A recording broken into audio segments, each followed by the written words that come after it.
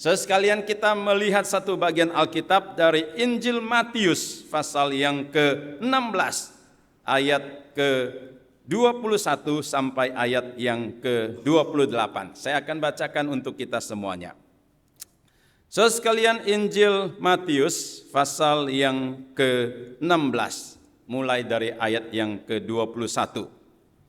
Alkitab mengatakan demikian, sejak waktu itu Yesus mulai menyatakan kepada murid-muridnya bahwa ia harus pergi ke Yerusalem dan menanggung banyak penderitaan dari pihak tua-tua, imam-imam kepala, dan ahli-ahli Taurat, lalu dibunuh dan dibangkitkan pada hari ketiga.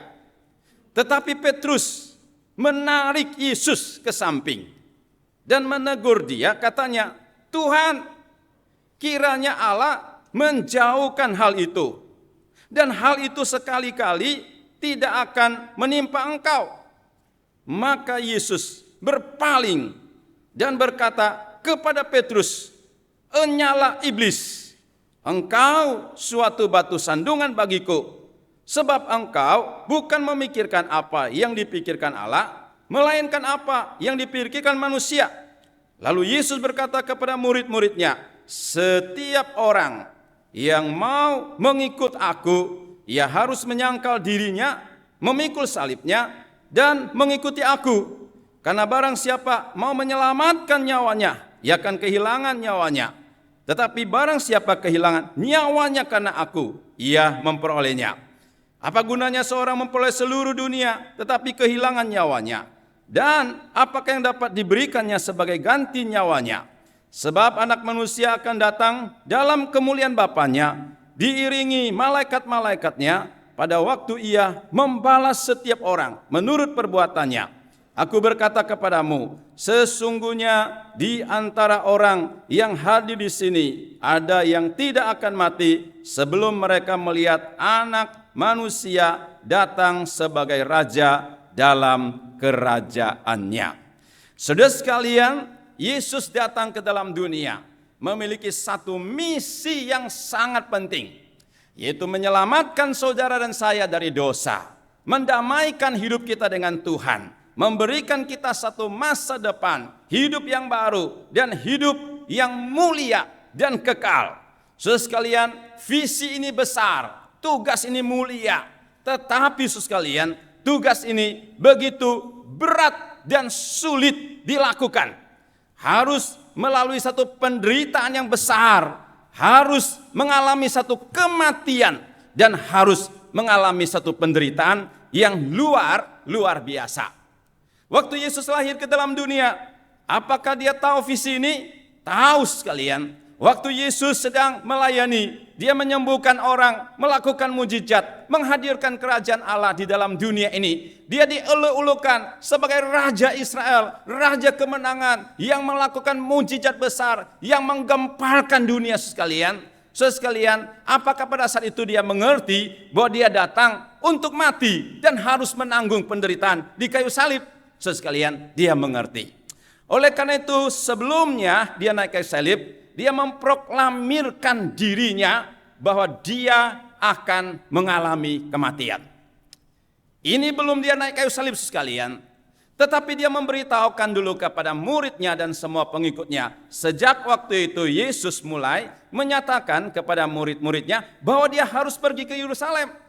Kenapa harus ke Yerusalem?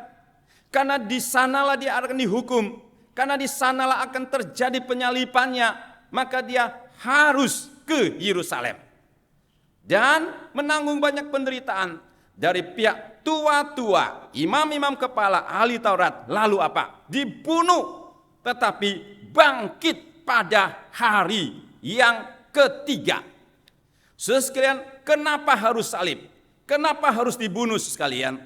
Karena tanpa penumpahan darah, tanpa pengorbanan Kristus di kayu salib, dosa tidak dapat diselesaikan. Dosa hanya diselesaikan melalui darah Yesus Kristus, anak domba yang tanpa cacat dan dosa, yang menggantikan kesalahan hukuman saudara dan saya di kayu salib. Yesus harus naik kayu salib, yang membebaskan kita dari murka Allah, yang menebus kita, membayar utang-utang dosa kita. sebagai penebusan darah, menguduskan kita, untuk mendamaikan kita dengan Allah, dan kemudian untuk memberikan kita satu harapan hidup yang sangat mulia adanya. Saudara sekalian, oleh karena itu Yesus harus naik ke kayu salib. Tetapi konsep pikiran ini sangat sulit dimengerti oleh manusia. Sangat sulit dimengerti oleh rasul-rasul juga, termasuk Petrus. Maka kemudian sekalian, Alkitab mengatakan kepada kita, Petrus menarik Yesus ke samping dan menegur dia. Ini tidak pernah terjadi, sekalian. Menegur Yesus, ini sesuatu hal yang luar biasa. Lalu katanya Tuhan, kiranya Allah menjauhkan hal itu, dan hal itu sekali-kali tidak akan meninggalkan engkau. Apa respon Yesus? Langsung Yesus mengatakan, "Enyalah iblis, sebab engkau batu sandungan bagiku, sebab engkau bukan memikirkan apa yang dipikirkan Allah, melainkan apa yang dipikirkan oleh manusia." Sekian saya ingin mengajak saudara perhatikan perkataan Yesus yang keras ini. Enyalah iblis, atau pergilah ke belakang iblis. Nah, ini adalah kalimat Yesus yang ditujukan kepada si Petrus. Nah, apa maksudnya sekalian? Apakah Rasul Petrus waktu itu kerasukan setan sehingga disebut dengan iblis sekalian? Sekalian, apa maksudnya Tuhan mengatakan enyahlah iblis dan tinggalkan aku? Sekalian, ini mempunyai pengertian pertama sekalian, karena pola pikir dari Petrus terpengaruh oleh iblis. Ayat Alkitab mengatakan, karena engkau bukan memikirkan apa yang dipikirkan Allah, tetapi engkau memikirkan apa yang dipikirkan oleh manusia. Jadi Yesus menegur cara berpikir, pola berpikir daripada si Petrus ini yang tercemar, mungkin terpengaruh oleh pikiran daripada iblis. Maka dia enyalah, pergilah iblis daripada hadapanku. Saudara sekalian, ini hal yang sangat berbahaya dalam kehidupan kita. Sering sekali banyak filosofi dunia yang bisa juga mencemari pikiran hati kita, sehingga kita tidak bisa melihat keselamatan, mengikuti Tuhan dengan segenap hati. Pengertian kedua sekalian, enyalah iblis sekalian, itu berarti satu tindakan iblis yang aktif menggunakan berbagai cara untuk menjatuhkan Yesus. Yang sebelumnya Yesus dicobai di padang gurun 3 kali sekalian. Pencobaan itu tidak berhasil, tetapi iblis selalu aktif memakai berbagai cara untuk menjatuhkan Yesus dan juga menjatuhkan orang-orang Kristen ke dalam dosa. Pada waktu kita melihat peristiwa di Taman Eden sekalian, iblis bisa memakai seekor ular, merayu dan mengatakan kalimat yang begitu luar biasa kepada Hawa. Sampai kemudian Hawa bersama Adam jatuh ke dalam dosa. Di dalam Injil Yohanes 13 dikatakan iblis masuk ke dalam hati dan pikiran Yudas. Sehingga kemudian dia mempengaruhi Yudas, kemudian menjual dari Yesus Kristus. Sekalian, di sini kita melihat iblis secara aktif bisa menggunakan berbagai cara untuk menjatuhkan orang Kristen. Dan dalam hal ini menjatuhkan kepada Tuhan. Sehingga kita sangat harus waspada di dalam kehidupan kita. Kita harus sangat hati-hati. Secara umum sekalian, orang suka mengatakan dengan harta, tahta kekuasaan, dengan masalah-masalah seksual, iblis senantiasa bisa menjatuhkan manusia ke dalam dosa. Atau dia memakai cara kesombongan, dendam, emosi, iri hati, mungkin ketamakan, dan juga mungkin sekalian keegoisan diri kita seringkali juga bisa dipakai iblis untuk menjatuhkan seseorang di dalam dosa. Sehingga kita harus ekstra waspada. Sekarang kita bersyukur karena Tuhan mengetahui hal ini, sehingga dia dapat mengatasi dan dapat melewati akan pencobaan itu. Dan Yesus tetap setia naik ke kayu salib, dan dia menyelesaikan satu karya yang besar, keselamatan bagi kita. Karya keselamatan Kristus adalah satu karya yang mahal, yang mulia, yang sangat berarti bagi kita. Karena begitu berarti mulia sekalian, maka dia juga menuntut kita, memberitahukan kepada kita, kalau mengikuti dia harus dengan segenap hati, bukan dengan setengah hati. Oleh karena itu, Yesus memberikan beberapa syarat, prinsip menjadi murid yang sejati, ya, dan murid yang bertumbuh. Saudara sekalian, hari ini engkau mau melihat apakah engkau seorang murid yang sejati, bisa mengukur dengan 3 cara yang Tuhan berikan. Apakah engkau menjadi seorang Kristen yang bisa bertumbuh di dalam Tuhan? Nah, itu juga sangat dipengaruhi oleh ketiga prinsip syarat yang sangat penting ini. Ayat ke-24, lalu Yesus berkata kepada murid-muridnya, setiap orang yang mau mengikuti aku, ia harus menyangkal dirinya, memikul salibnya, dan mengikuti aku. 3 syarat utama. 1 sekalian, menyangkal diri. Menyangkal diri ini mempunyai beberapa makna yang bisa kita pikirkan di dalamnya. Yang pertama yaitu kita bersedia melepaskan segala hal di dalam hidup kita yang dapat menghambat kita untuk mengikuti Tuhan, untuk bertumbuh di dalam Tuhan, bertumbuh di dalam kekudusan, komitmen kita. Apapun yang kita senangi, yang kita hargai, tetapi itu bisa menghambat kita sepenuh hati ikut Tuhan. Tuhan bilang kamu harus rela menanggalkan, melepaskan, dan meninggalkan itu. Karena Kristus lebih mulia. Dia lebih berharga daripada segala-galanya. Sehingga dia ada berani mengatakan, apapun yang kamu miliki kalau menghambat ikut aku, memperoleh aku, kamu harus tinggalkan.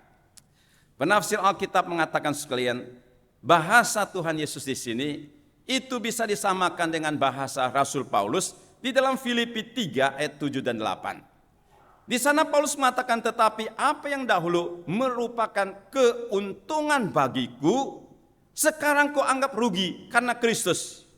Malah segala sesuatu ku anggap rugi karena pengenalan akan Kristus itu Tuhanku jauh lebih mulia dari semuanya.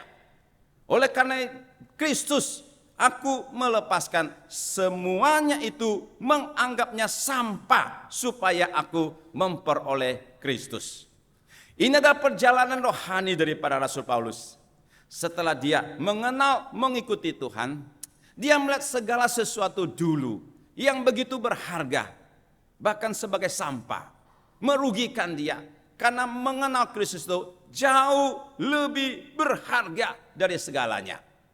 Sebelumnya Rasul Paulus melihat sekalian kedudukan, ilmu pengetahuan, nama besar itu begitu penting. Tapi waktu dibandingkan dengan Yesus Kristus, itu tidak ada artinya apa-apa. Sehingga dia rela meninggalkan semuanya itu untuk ikut Yesus. Hari ini kita mau menjadi murid sejati.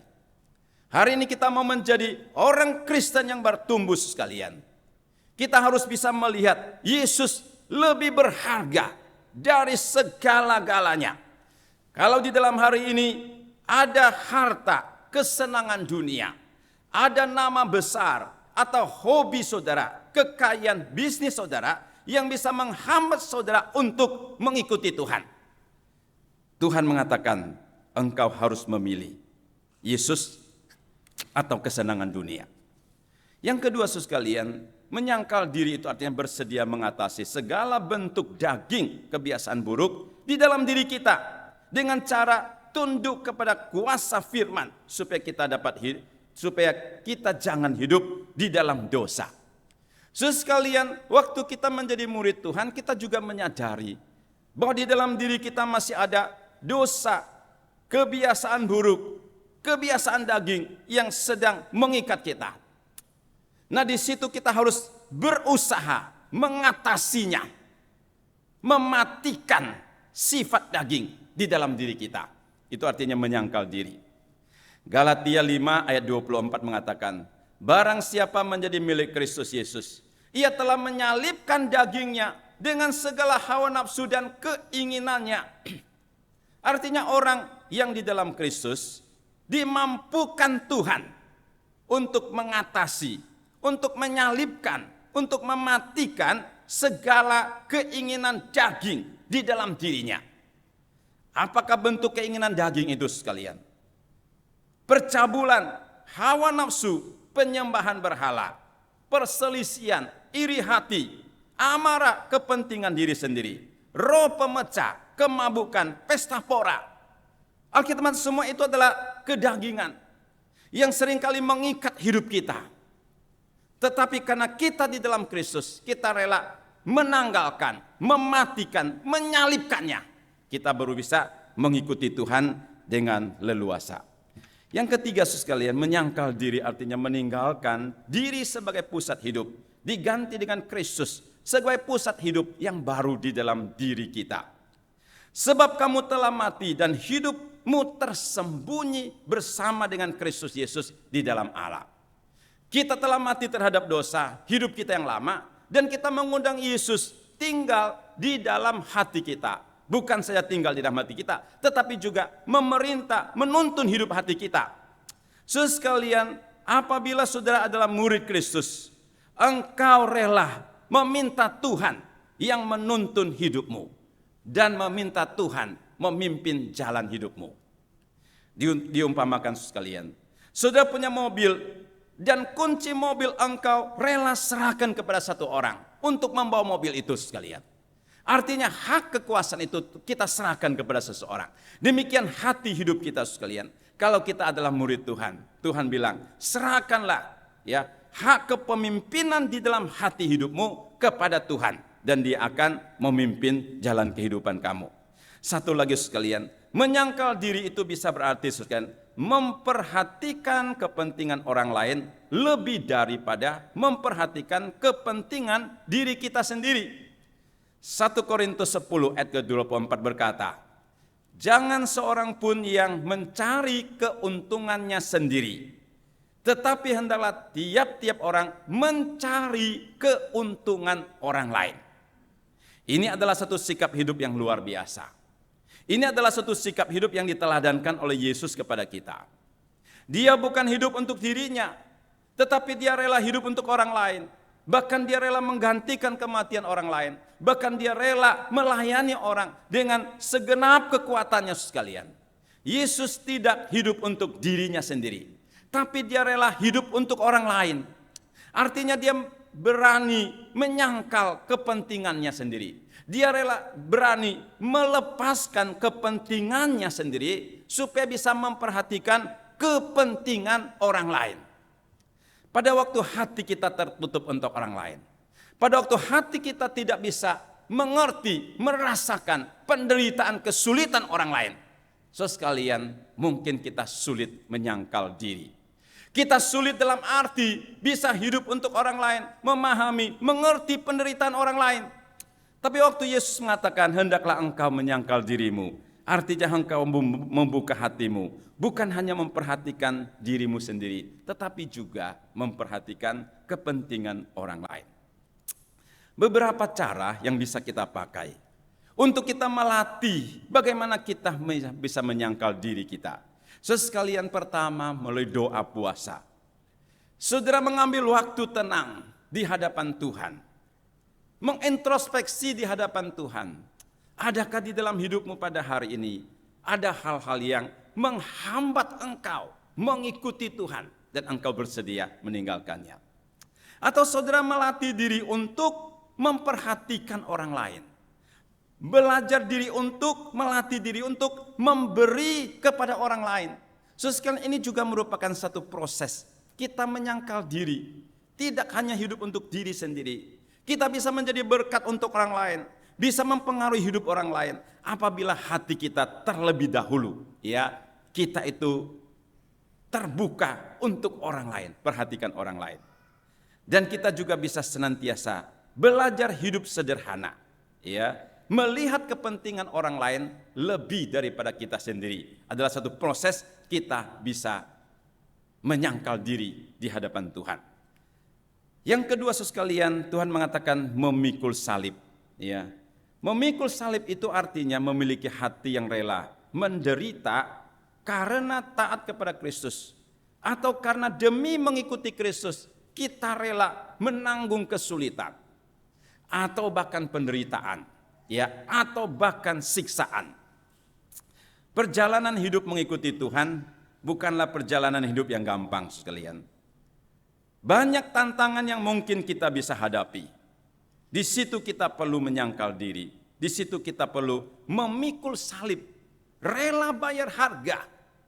Rela memberikan korban di dalam kesulitan itu. Karena kita tahu bahwa Yesus lebih berharga daripada segalanya. Ada seorang Kristen, dia bersaksi sekalian.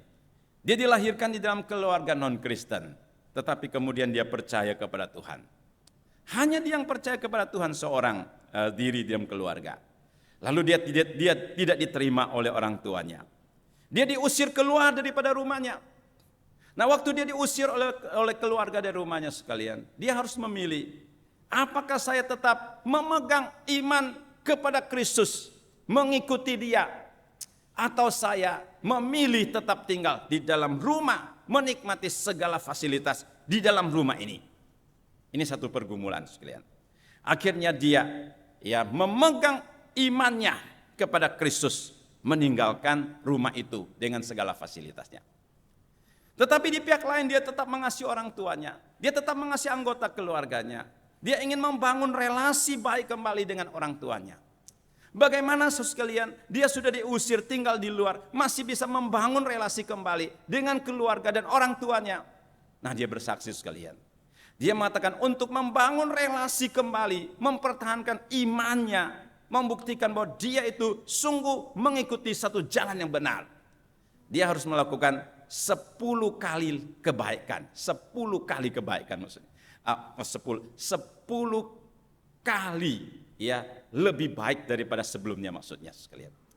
Nah, kalau dulu dia bantu orang tua 1 kali, dia harus berusaha untuk membantu orang tua 10 kali.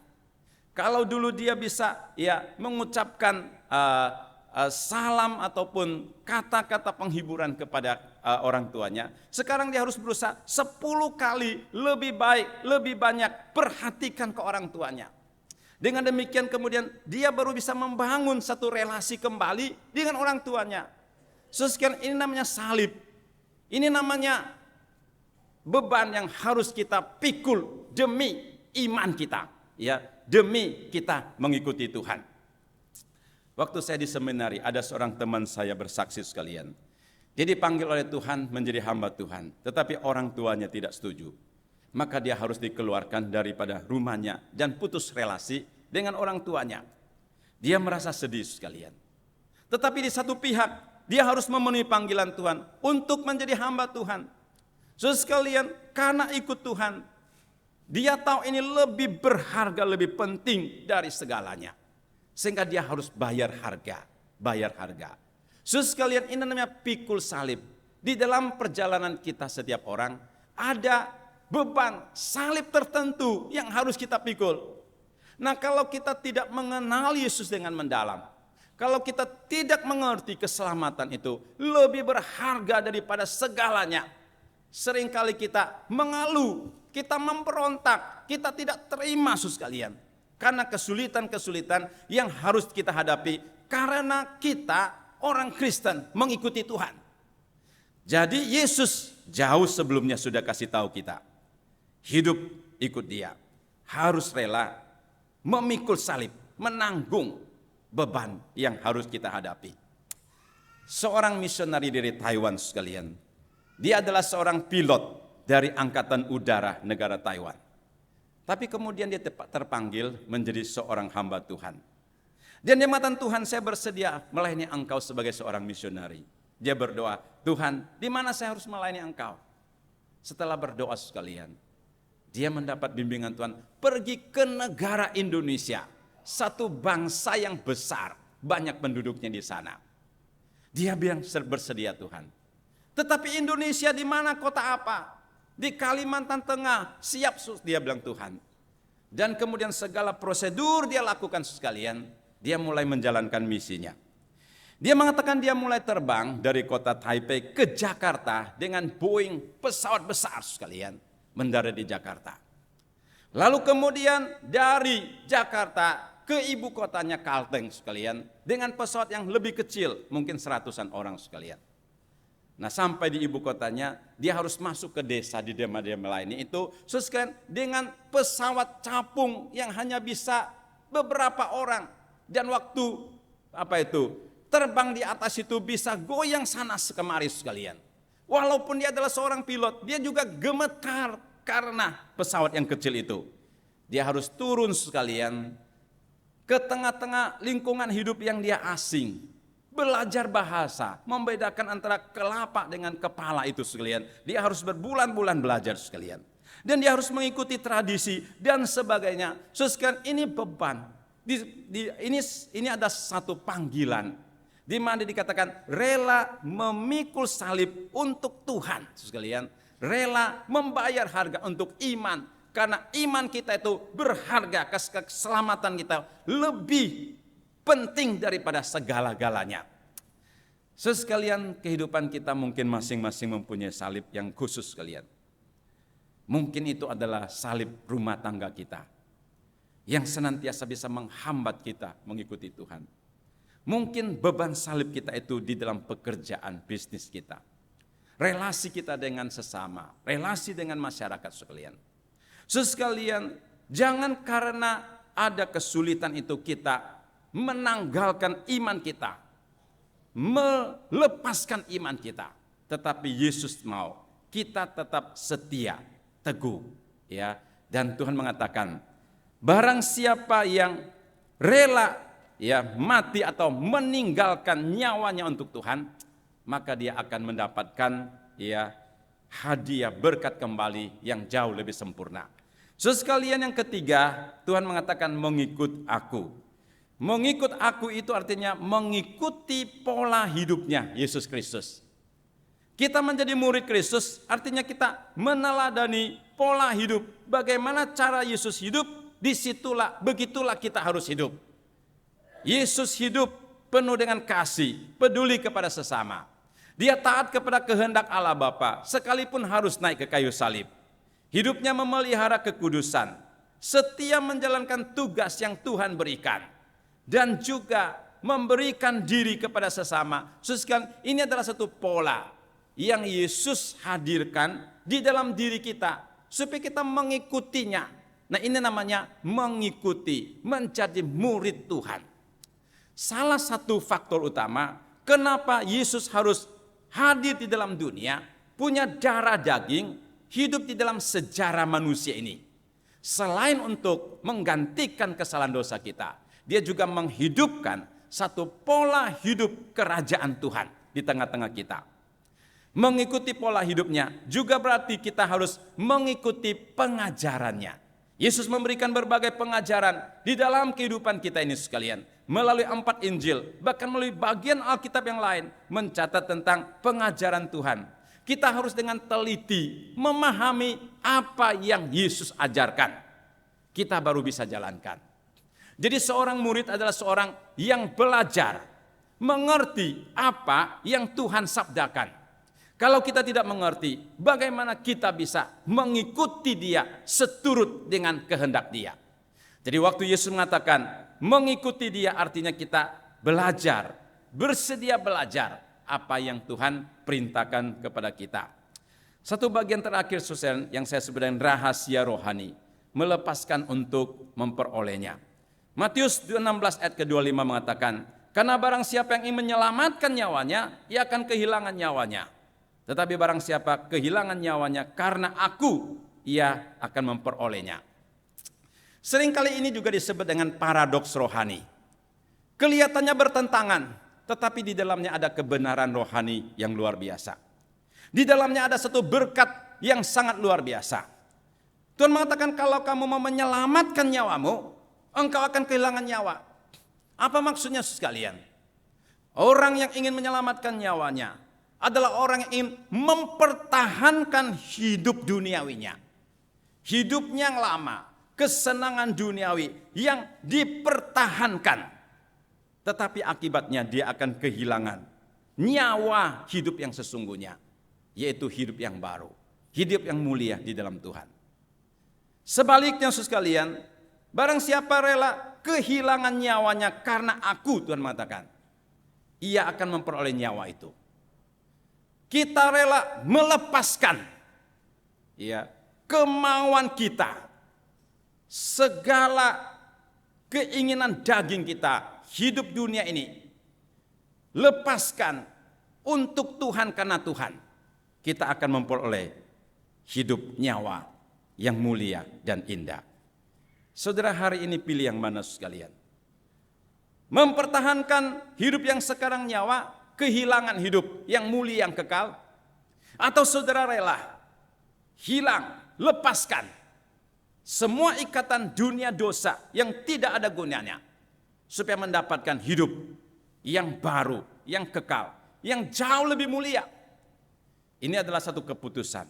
Ini adalah satu tantangan Tuhan bagi kita. Kalau kita mau mengikuti Dia, tidak setengah hati, tidak seperempat hati, tetapi segenap hati dan rela melepaskan semua hal dunia yang mengikat kita. Segala kefasikan hidup supaya kita mendapatkan yang baru di dalam Tuhan adalah sungguh mulia adanya.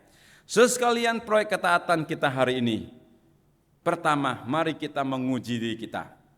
Apakah kita sudah menyangkal diri, memikul salib, dan mengikuti Tuhan dengan segenap hati? Ini adalah tanda murid yang sejati. Dan ini adalah merupakan satu syarat di mana kita bisa bertumbuh di dalam Tuhan. Kalau masih terlalu banyak belenggu yang mengikat saudara sampai tidak bisa bertumbuh sekalian, saudara harus belajar melepaskan, menyangkal diri, rela memikul salib, akan mengubah hidupmu dengan luar biasa. Yang kedua, cara yang sangat praktis sebenarnya. Kita mulai belajar mengasihi satu orang, dua orang yang ada di sekitar kita. Kita mulai sekalian membuka hati kita, belajar mengerti kesulitan penderitaan orang lain. Itu adalah satu proses kita melatih supaya kita jangan hidup untuk keegoan, kedagingan kita, tetapi seperti Kristus, kasih Kristus bisa mengalir lewat hidup kita melalui keterbukaan hati kita, rela mempeduli, mengasihi orang. Mungkin dengan cara yang paling sederhana, saudara mulai mendoakan satu orang, dua orang. Paling sederhana, saudara bisa menyapa satu dua orang, telepon dia, WA dia, berikan perhatian, berikan kasih sekalian. Hidup saudara akan berubah dan saudara akan membawa dampak bagi sesama. Kiranya Tuhan memberkati kita. Mari kita masuk di dalam doa.